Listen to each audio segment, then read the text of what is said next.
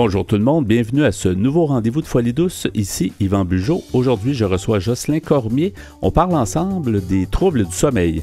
À l'espresso et à l'espresso allongé, Pierre Laporte nous amène son sujet, les accords Toltec. Notre collaboratrice Catherine Stassin a sa chronique « Quand le voyage nous soigne ». Tout ça à Folie douce. Bienvenue chez nous.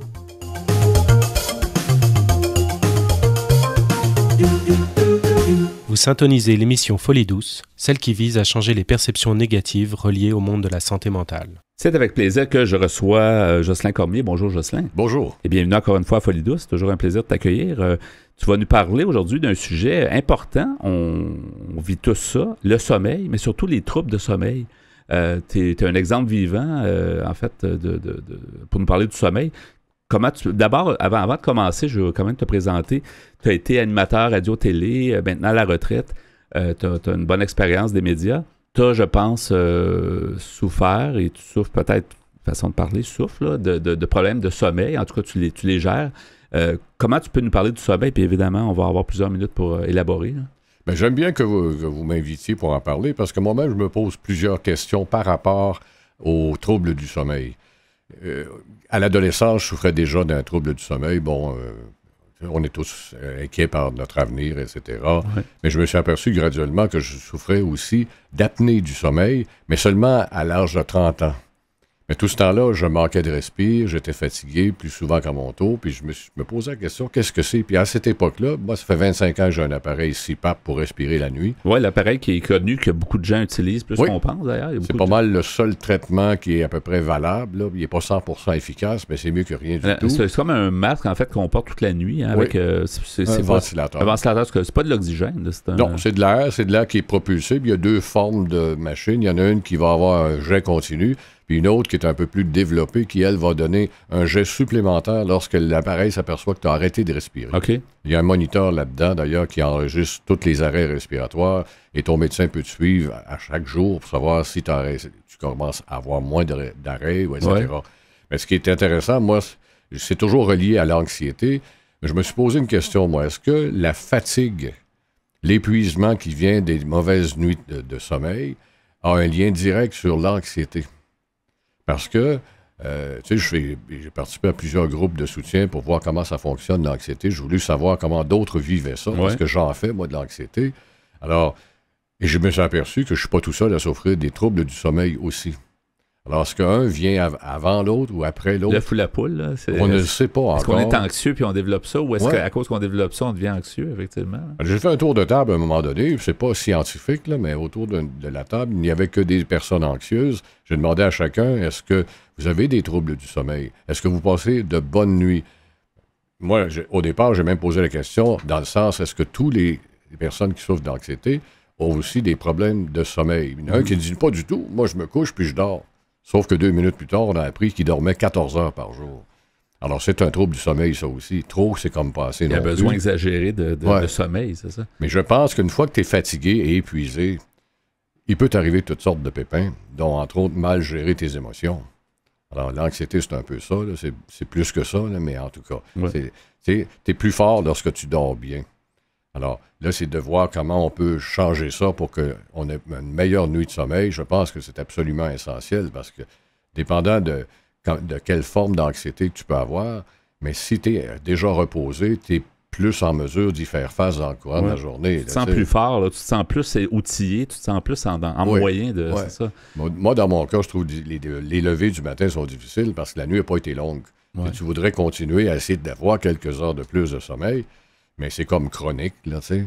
Puis l'anxiété, hein, c'est connu, c'est quelque chose qui ne se guérit pas nécessairement complètement, mais avec lequel tu vas continuer à vivre. Tu peux essayer de contrôler, peut-être. Oui, contrôler, quand c'est bien contrôlé, on le voit venir, puis on le sait, puis on est capable de continuer à opérer. C'est pas facile et agréable, mais on sait que c'est temporaire.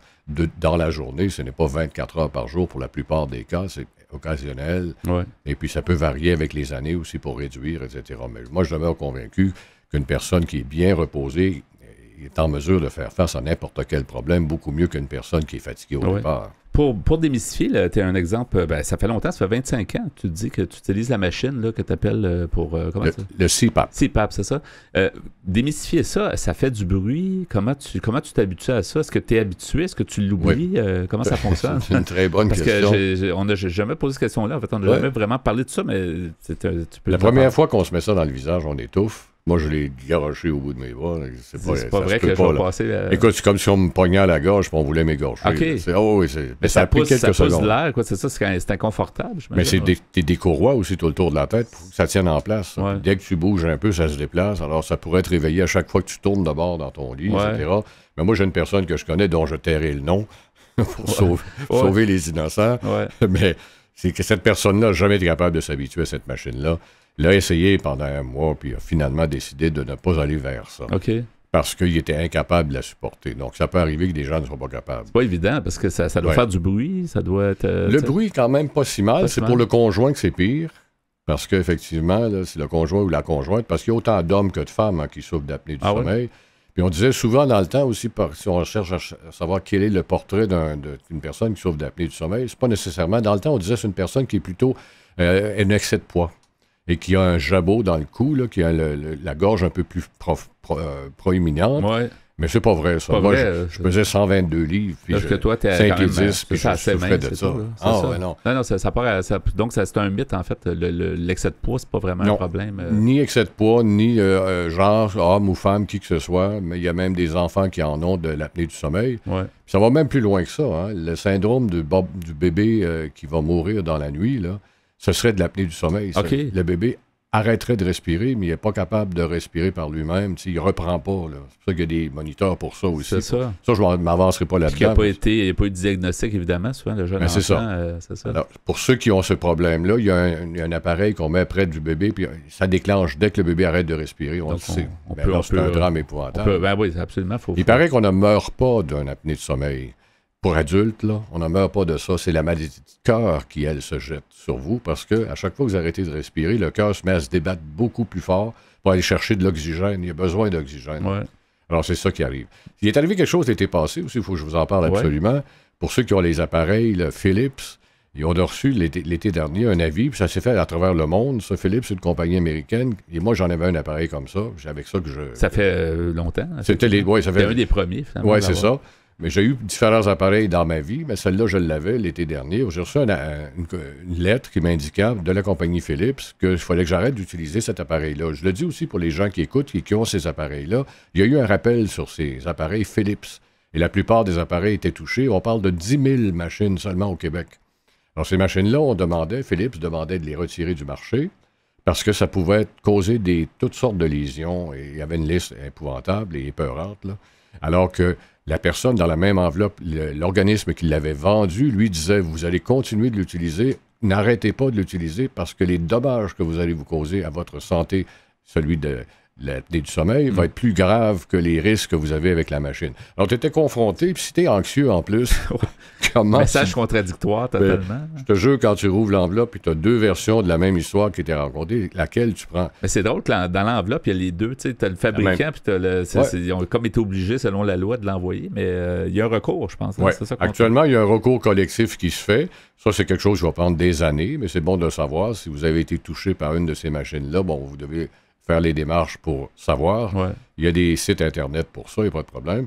Mais en même temps, vous devez être aussi la personne qui a reçu. Moi, j'ai reçu un avis de la compagnie Philips chez moi. En principe, tous les appareils ont été couverts, mais ils ont commencé à les remplacer, les appareils. Mais moi, j'ai toujours pas le mien. C'est à suivre. Mais au niveau des troubles du sommeil, donc, tu as vécu, tu étais justement animateur, tu avais probablement des horaires atypiques, du stress, etc. Tout ça fait, en plus de ta problématique d'apnée du sommeil, mais comment tu qualifierais ton sommeil d'aujourd'hui? Est-ce que tu trouves qu'il est mieux? Est-ce que tu as réussi à trouver un équilibre là, de sommeil? Je pense, j'ose dire, qu'il est pire. Parce que je pense qu'un est probablement lié à l'autre. J'ai l'impression, moi, que le manque de sommeil, comme on le disait au départ de cette entrevue, là, l'apnée du sommeil peut être en partie causée par le manque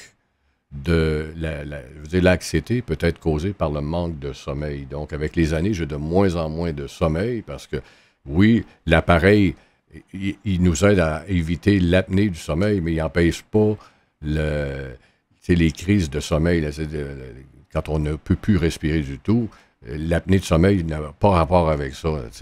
L'insomnie, là. L'insomnie, ça ne se guérit pas par ça. Alors, c'est une façon de voir peut-être sa vie, etc. Alors, moi, je pense que d'étant très fatigué, ça a amené l'anxiété par-dessus l'apnée du sommeil. OK. Mais comment tu gères ça? Parce que dans le fond, il faut vivre, il faut aspirer être heureux. Donc, tu sembles être quelqu'un de bonne humeur, mais effectivement, il faut quand même que tu le gères là, au quotidien. Moi, j'ai été suivi. Moi, j'ai demandé de l'aide à un moment donné au CLSC pour voir comment on gère ça, l'anxiété. Je n'avais pas connu ça avant la pandémie, là. Moi, ça m'a jeté dans le tourment, cette histoire-là. J'ai beaucoup cru qu'on allait tous y passer, etc. Mais j'ai demandé de l'aide, puis je me suis associé à des organismes qui ont des groupes de soutien. Et pour moi, ça, les groupes de soutien, c'est important. C'est important de savoir qu'il y a d'autres personnes comme vous qui souffrez de cette maladie-là et qu'il y a moyen de s'entraider. Je pense que les groupes de soutien, c'est important. Moi, je vous dis le chemin que moi, j'ai choisi. J'ai fait appel au CLSC. Je suis allé expliquer ce que j'avais. J'ai de la difficulté à dormir. Le matin, je suis pas de bonne humeur. Je file pas. Et ma journée est difficile à entreprendre. Ça me prend du temps avant d'avancer comme il faut. Puis pratiquement des crises de panique aussi que je n'avais pas connues. Pendant la pandémie, il fallait que je sorte absolument. Alors, je dis à des gens, si vous souffrez de la même chose, d'abord, restez pas seul. Mais demandez de l'aide dans les CLSC, il y a beaucoup de possibilités pour avoir de l'aide. Et cherchez-vous des groupes de soutien, ça m'apparaît très important. Et ressoudez autour de vous votre entourage, parents, amis, famille. Il faut absolument qu'il y ait des gens autour de vous qui vous comprennent, qui vous écoutent. Échangez avec les gens, gardez pas ça pour vous. Ça désamorce en fait un peu les problématiques. Donc, on est moins anxieux, on dort mieux probablement. Donc, c'est de travailler là-dessus. Et aussi, moi, je pense que l'activité physique est un des outils qu'on apprend, entre autres, à la clé des champs, là. L'un des outils, c'est d'être actif. Il faut physiquement sortir de la maison. Il ne faut pas rester là. C'est un lieu clos. Ça n'amène rien. Il faut être actif, continuer à bouger. Et de ça part déjà une meilleure journée. Mais entourez-vous de gens, je pense que c'est ça le secret. Dans les gens qui, disons, qui ne sont pas familiers avec ça, est-ce qu'il y en a qui t'ont déjà dit, non, c'est dans ta tête, là, tu sais, les troubles de sommeil, là, dors, puis ça va être beau, là. Est-ce que, tu sais, les gens qui, peut-être, qui prennent ça un peu avec un grain de sel parce qu'ils n'ont pas de problématique, là? Absolument. Ça, on est confronté avec ça dès la première journée, mais je ne peux pas les blâmer parce que moi-même, il y a 2 ans, je ne savais pas ce que c'était l'anxiété. Donc, moi, angoisse puis anxiété, pour moi, c'est le même mot. Puis c'est pas du tout le même mot, c'est tout à fait autre chose. Alors oui, il faut s'attendre qu'il y a des gens qui ne comprendront pas, mais il ne faut pas s'en vexer non plus, parce que c'est de l'ignorance. Si tu n'es pas touché par ça, tu n'as jamais connu personne qui l'a été. Puis il y a des gens, oui, qui vont dire facilement « Ah, tu t'écoutes trop ». Ça, j'ai entendu ça souvent. Tu t'écoutes trop. Moi, je fais ma vie, puis j'ai pas de problème. Oui, il y a des gens qui n'ont pas de problème. Tant mieux. Il y en a qui dorment bien aussi, puis il y en a d'autres qui dorment mal. C'est ça. Mais je pense que c'est d'essayer de dépister aussi les gens qui sont capables de vous écouter. Puis moi, à force de parler avec des gens, je me suis aperçu, vous seriez surpris du nombre de personnes qui font de l'anxiété et qui le cachent très bien. Mm-hmm. C'est ça.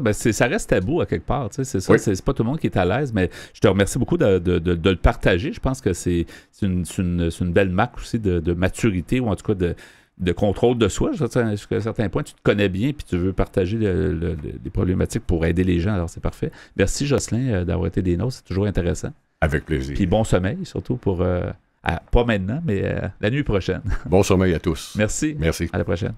Folie douce est aussi présent sur Instagram. Venez nous voir. C'est maintenant le moment du segment Espresso. Bonjour Pierre Laporte. Salut Yvan. Alors aujourd'hui, ton sujet, les accords Toltec. Oui, un drôle de titre. Ouais. Oui, d'après un article que j'ai trouvé sur Internet qui s'appelle ici les accords Toltec, 4 règles pour mieux se connaître.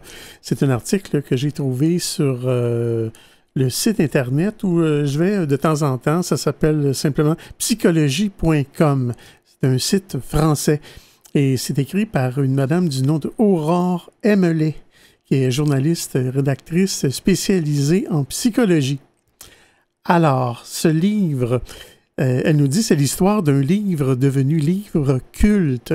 4 règles de vie à expliquer pour une promesse de liberté, de bonheur et d'amour. Philosophie à bon marché ou méthode efficace pour mieux se connaître et s'aimer. Point d'interrogation. Ouais. Ça fait un peu Ça fait... pop psychologie. Oui, mais ça semble simple là, si c'est réel, effectivement. Oui, c'est quelque chose qui est venu m'accrocher quand même. L'auteur, c'est un monsieur du nom de Miguel Ruiz, R-U-I-Z.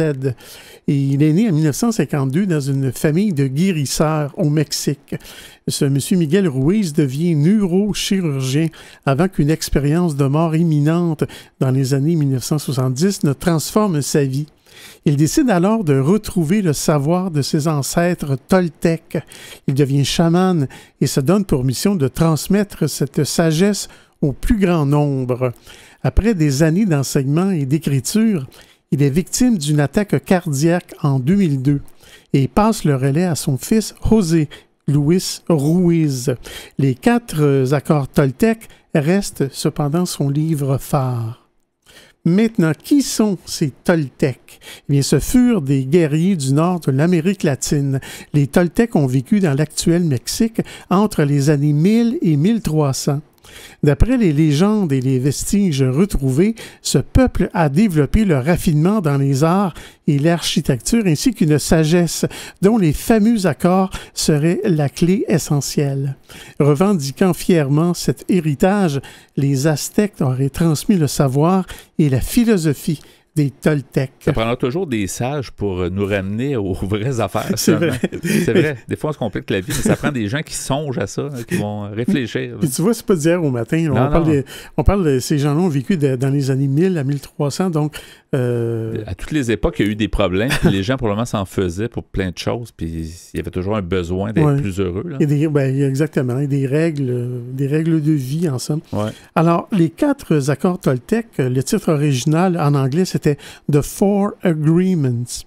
Alors, c'est un livre d'une centaine de pages publié en 1997 aux États-Unis. Eh bien, ce livre s'est déjà écoulé à plus de 4 millions d'exemplaires dans le monde. En Amérique, c'est l'animatrice bien connue de télévision Oprah Winfrey, qui est considérée comme la femme la plus influente de son pays, qui l'a sortie de l'ombre en l'année 2000 en disant tout le bien qu'elle en pensait dans son fameux talk show.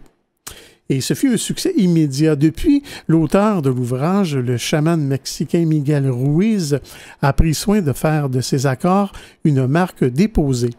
En France, c'est Maude Séjournant, une proche de Miguel Ruiz, qui est une enseignante et certifiée, qui est à l'origine de sa publication.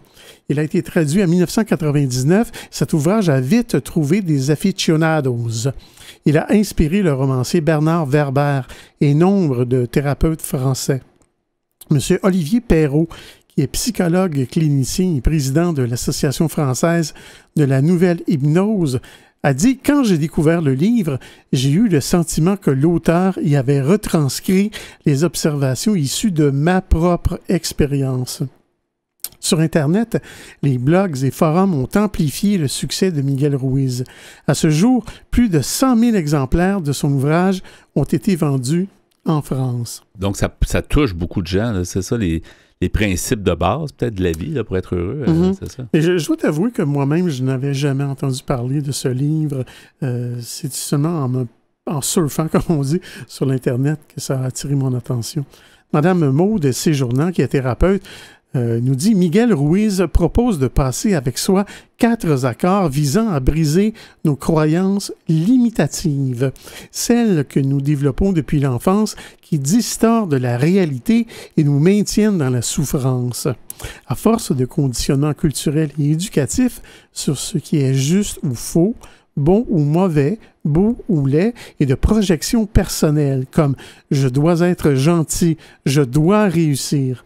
Nous avons intégré une image fausse de nous-mêmes et du monde. Ces idées ne sont pas nouvelles. Le psychiatre François Thioli nous dit « Elles reprennent les principes de la thérapie cognitive qui démontrent à quel point le manque de distance ou la généralisation abusive sont des pièges. » Pourquoi alors cet engouement? D'après Maude Séjournant, le talent de l'auteur est d'expliquer ces 4 accords avec des mots simples et des cas concrets. M. Thierry Gros, qui est coach et auteur, nous dit « Il n'est pas nécessaire d'être initié pour les mettre en pratique. » Miguel Ruiz n'ordonne rien. Il laisse entendre que s'il a pu s'approprier ces accords, tout Tout le monde peut le faire. Ajoutez à cela la formulation même des préceptes. M. Jacques Maire, qui est directeur des éditions Jouvence, auquel on doit la version française de l'ouvrage, nous dit qu'ils tiennent en quelques mots. C'est-à-dire la formulation même des préceptes ne tiennent qu'en quelques mots faciles à retenir. Et vous détenez le secret de ce best-seller. Ça te donne envie de le lire, non? Tu l'as pas, là? Écoute, je pourrais le feuilleter. Hein. Je vais faire un résumé des 4 accords. Oui, quand même. Alors, le premier accord Toltec, c'est que votre parole soit impeccable. Parlez avec intégrité. Ne dites que ce que vous pensez. Ah, il faut dire ce qu'on pense. Exactement. N'utilisez pas la parole contre vous et ni pour médire autrui. Ça, c'est un bon principe, effectivement, c'est plein de sens, c'est jamais bon. Oui. Alors, je vais m'arrêter ici. Je vais poursuivre un peu plus tard dans l'émission. Tu nous titilles avec ça. Donc, on va continuer des accords Toltec pour en savoir plus. Demeurer des nôtres, c'est plus tard à l'émission Folie douce.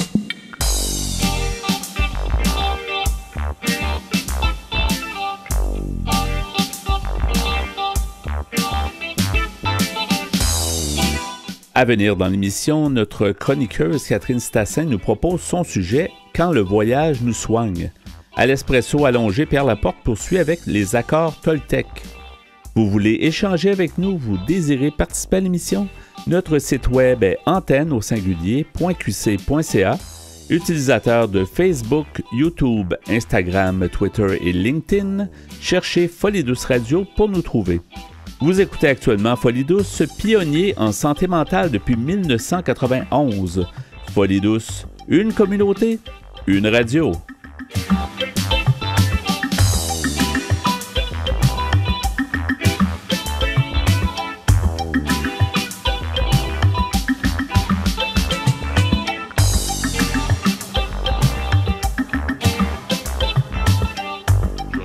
La santé mentale est un vaste monde. Suivez nos chroniqueurs qui nous amènent en territoires inconnus. Bonjour Catherine Stassin. Bonjour Yvon. Bonjour, bienvenue à l'émission. Aujourd'hui, tu nous amènes un sujet qui est plutôt, qui est quand même joyeux, je dirais, quand le voyage nous soigne. Quand le voyage nous soigne, eh bien, on va mieux, c'est sûr. Le voyage, déjà, ça évoque plein de choses. Hein. Ça évoque plein de choses. On parle surtout ici de vacances, de quelques jours de voyage. Ça peut être un petit ou un grand voyage. Et on se rend compte que ces temps d'arrêt dans nos vies nous permettent, nous font l'effet d'une thérapie. Et on va voir que pendant ces petits moments-là, on arrive à combler nos besoins de base, comme boire, manger, discuter, et aussi prendre soin de nous. Ouais. Et on est plus attentif, on a plus de temps pour ça. Alors en fait, on attribue pas mal de bienfaits à la thérapie du voyage. C'est un vocabulaire un petit peu plus nouveau, ça. Il faut dire que la vie de tous les jours ne nous permet pas de prendre un recul. Tu sais, le train-train, le travail, les 2 jours, peut-être pour certains, ceux qui travaillent à temps plein, ont 2 jours de fin de semaine. C'est à peine pour juste se reposer un peu. On n'a même pas le temps de réfléchir à notre vie, là, alors qu'en voyage, des fois, ça se passe plus. Exactement, on n'a pas le temps de réfléchir, comme tu dis, ou de tout à fait prendre soin de nous. Si on a des responsabilités, on prend un peu soin des autres d'abord, et puis on prend soin de soi. C'est vrai que c'est quelque chose qui fait son chemin dans la population. On dit oui, mais attention, il faut prendre soin de nous. Et donc, ces bienfaits, en fait, ils sont très très simples et ils proviennent des fois tout simplement du changement d'environnement. Ouais. Donc on se retrouve dans un nouvel environnement qui en général on l'a choisi comme agréable, que ce soit au bord de l'eau, en forêt. Normalement on a choisi l'environnement, un environnement qui nous fait du bien. En plus on va vivre de nouvelles expériences.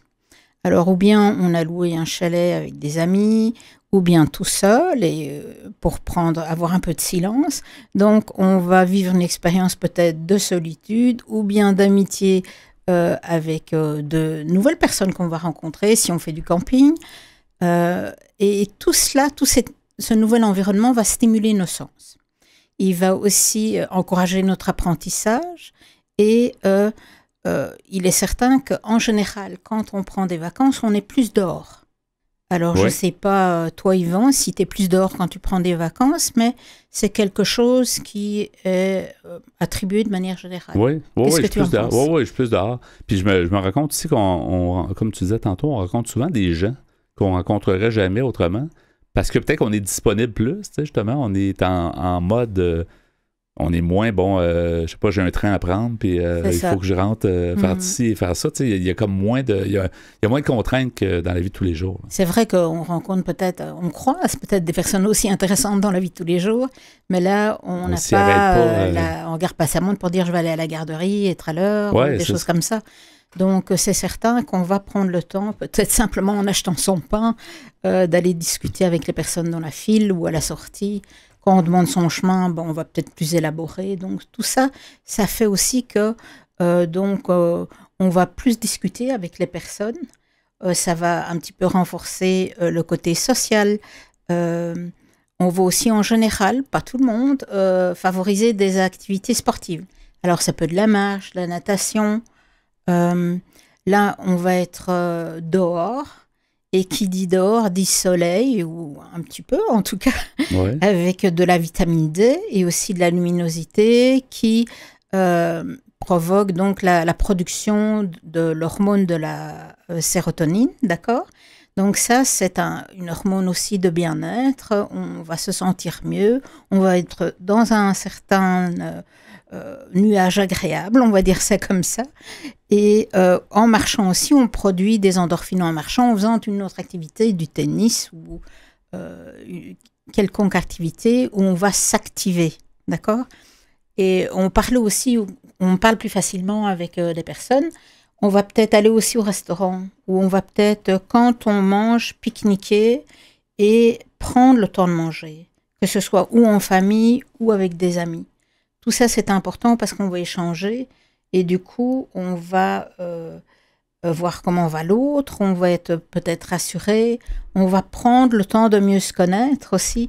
Et ça fait du bien. C'est dans nos besoins de base, tout ça, pour aller bien. Et certaines personnes, si je ne m'abuse, disaient qu'ils prenaient très rarement des vacances. Pour moi, c'est un must, ça. C'est presque obligatoire, là. Tu sais, quelqu'un devrait être forcé à dire, prends des vacances, mais ça arrivait dans le temps où les gens étaient tellement occupés puis ils voulaient vraiment pas quitter leur fonction. Puis souvent, il y en a qui prennent à peu près pas de vacances, mais c'est pas... Il fut un temps où c'était mal perçu de prendre des vacances. Où je pense qu'en effet, maintenant, on se rend bien compte qu'on a besoin de ce temps d'arrêt pour recharger nos batteries, pour se recentrer sur nous-mêmes, pour aussi simplement ne rien faire. Et Dieu sait si la contemplation, c'est important. Moi j'ai une double maîtrise là-dedans, de rien faire. je alors, c'est parfait. Tu vas très bien. Je vais très bien. Ça me force pas trop. Là. Je pense que les gens ont oublié ça. C'est vraiment important. Ça permet vraiment, dans le sens figuré du terme, recharger nos batteries et puis nous retrouver, et retrouver nos proches. Oui. Et ne rien faire, c'est pas ne rien faire. On fait toujours quelque chose. Le cerveau travaille, le petit hamster roule. Il y a toujours quelque chose qui se passe. Même si on fait rien, c'est justement un temps d'arrêt qui, à mon avis, nous amène peut-être des idées ou nous amène... ça veut dire qu'on s'occupe de nous, faire un temps d'arrêt. Puis peut-être de reprendre une nouvelle façon de vivre au retour, là, si les vacances sont assez longues. Mais ça peut être aussi juste ne rien faire parce que ça fait partie du package pour prendre soin de nous. Contemplatif, c'est beau. Voilà. T'en parles souvent, de contempler les oiseaux, la nature, mais pourquoi pas, effectivement.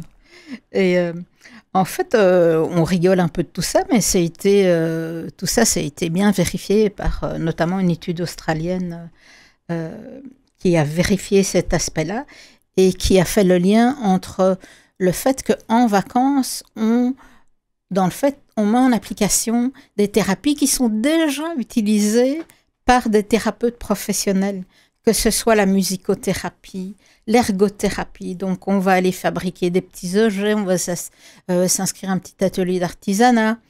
On va aussi on va jouer dans le sable, peut-être. On va jouer dans le sable, excellent, voilà. Oui. On va s'arrêter dans la rue pour écouter de la musique, si les gens jouent de la musique. Tandis que des fois, on dit, il joue bien dans le métro, mais il faut que j'y aille. Tandis que là, on va prendre le temps. On va peut-être prendre notre guitare avec nous et se dire, je me fais quelques accords, ça me fait du bien. Puis du coup, on fait plus que des accords. Et on rencontre quelqu'un d'autre qui entend... Et on compose un grand hit. Et on devient célèbre. Ça, c'est encore autre chose, mais... non, mais c'est vrai que... pas. Effectivement.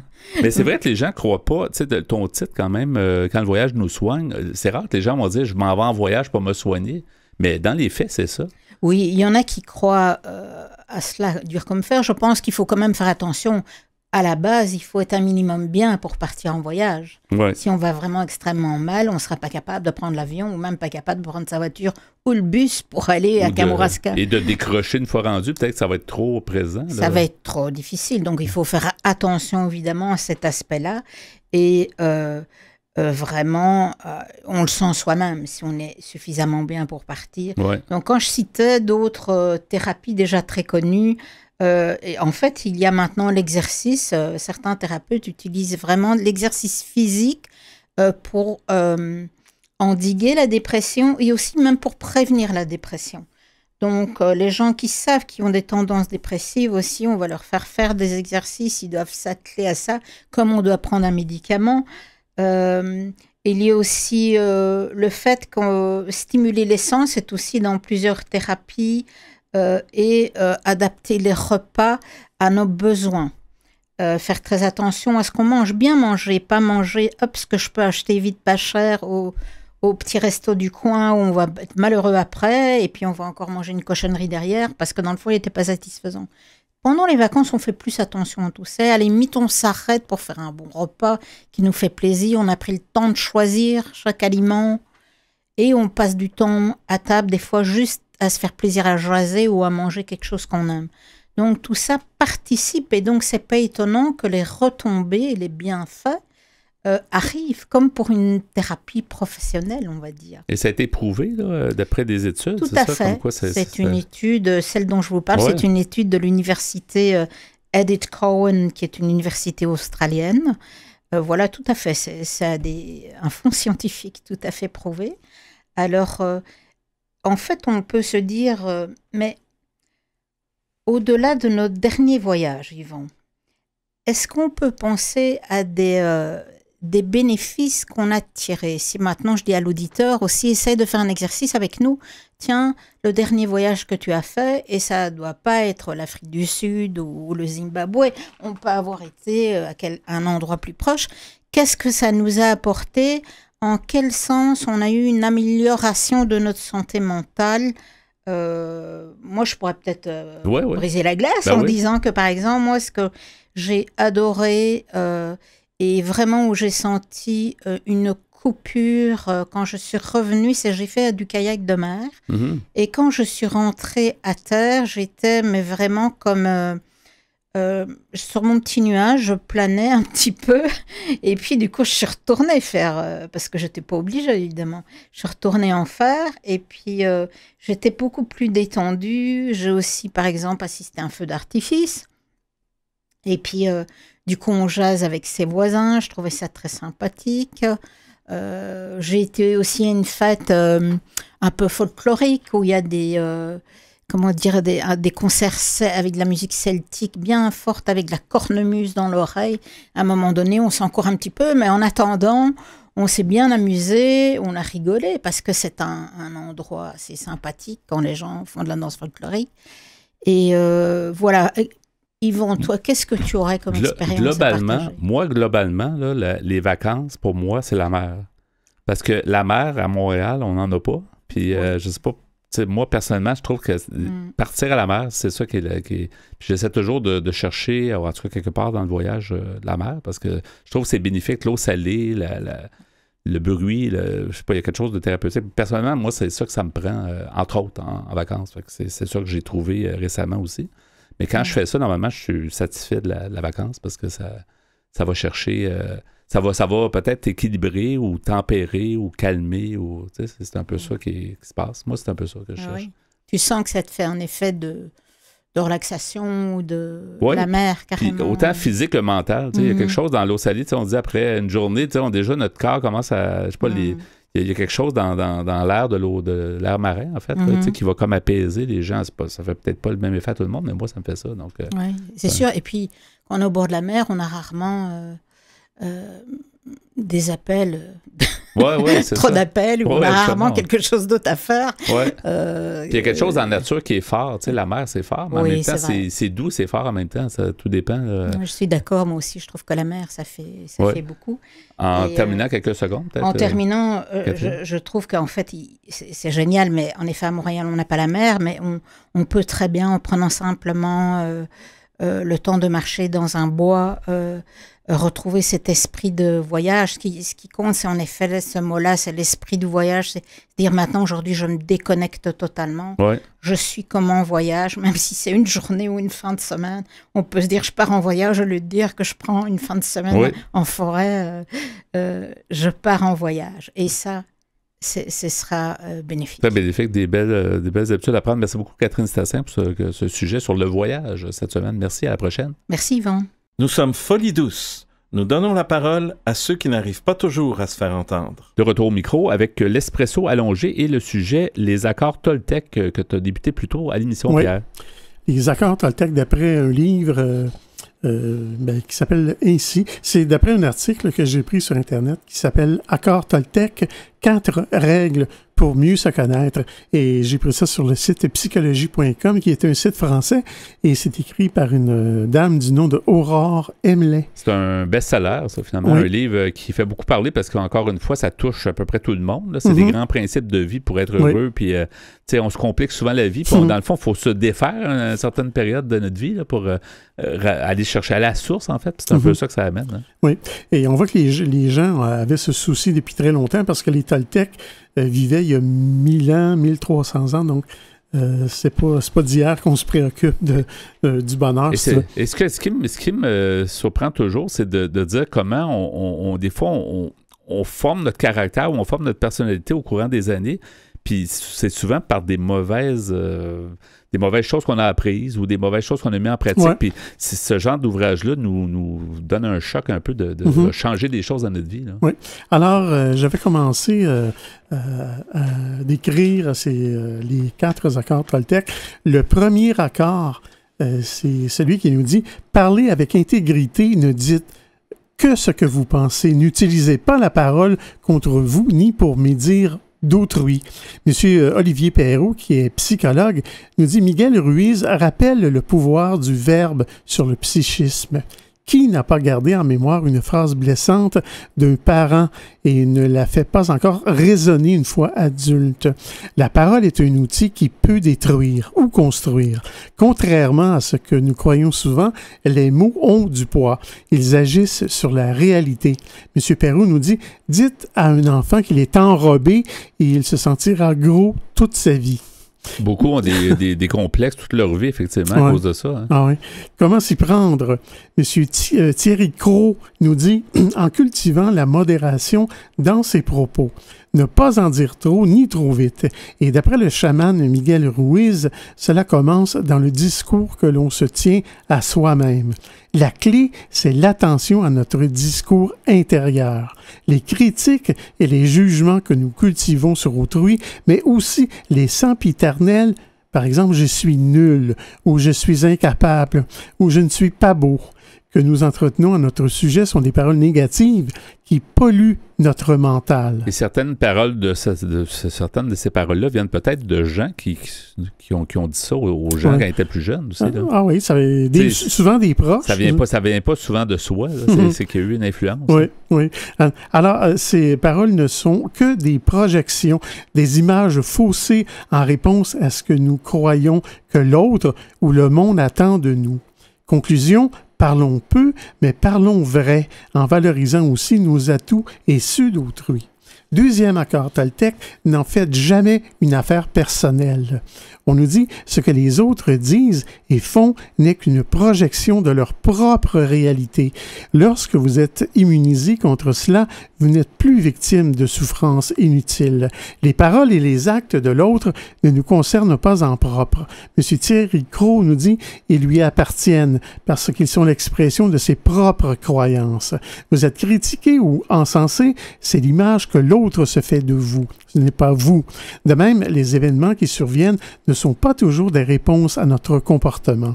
Selon Miguel Ruiz, nous devons sortir de cet égocentrisme qui nous fait croire que tout ce qui arrive autour de nous est une conséquence de notre attitude. Le moi et le je nous maintient dans l'illusion, donc dans la souffrance. Mais comment s'y prendre?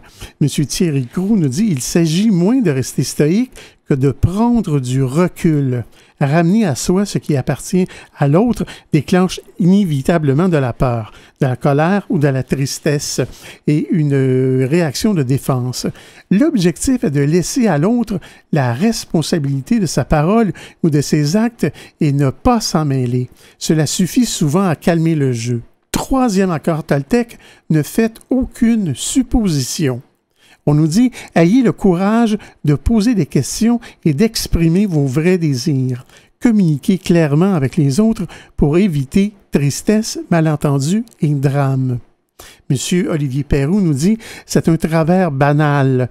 Nous supposons, nous élaborons des hypothèses et nous finissons par y croire. Un ami ne nous a pas dit bonjour ce matin et nous imaginons qu'il nous en veut.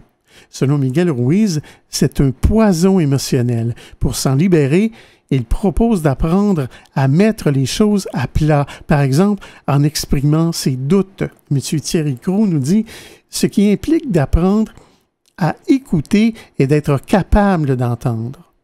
Et comment s'y prendre? Il s'agit de prendre conscience que nos suppositions sont des créations de notre pensée. Dès lors qu'une hypothèse devient une croyance, comme par exemple cet ami est fâché contre moi, nous élaborons un comportement de pression. Je ne l'aime pas non plus ou je dois le convaincre de m'aimer à nouveau. C'est une source d'angoisse et de stress. Et finalement, le quatrième accord Toltec, faites toujours de votre mieux. On nous dit dans le volume, votre mieux change d'instant en instant. Quelles que soient les circonstances, faites simplement de votre mieux et vous éviterez de vous juger. M. Olivier Perroux nous dit, cet accord découle des trois premiers. Lorsque vous en faites trop, vous vous videz de votre énergie et vous finissez par agir contre vous. Mais si vous en faites moins, vous vous exposez à la frustration, à la culpabilité et au regret. Le but est de trouver le juste équilibre. Comment s'y prendre? Ce qui est juste pour soi ne dépend en aucun cas d'une norme. Alors, je dois m'arrêter ici, Yvan. Je rappelle le titre du volume, c'est les 4 accords Toltec. C'était aux éditions Jouvence. Merci beaucoup, Pierre. C'est encore meilleur la deuxième fois. Écoutez-nous en reprise sur YouTube en cherchant Folie Douce Radio. Quelques mots avant de conclure ce rendez-vous. Alors, merci beaucoup, Pierre, pour ton travail en régie. Bienvenue, mon cher. Et merci également pour tes espressos. Tu nous as parlé des accords Toltec, beaucoup de sagesse, alors ça donne le goût de lire tout ça. Oui. Notre invité en début d'émission, Jocelyn Cormier, était avec nous. On a parlé ensemble des troubles du sommeil. Notre collaboratrice Catherine Stassin nous a apporté sa chronique « Quand le voyage nous soigne ». C'est Yvan Bugeaud à l'animation. Je vous souhaite de passer une bonne semaine. À la prochaine. Au revoir.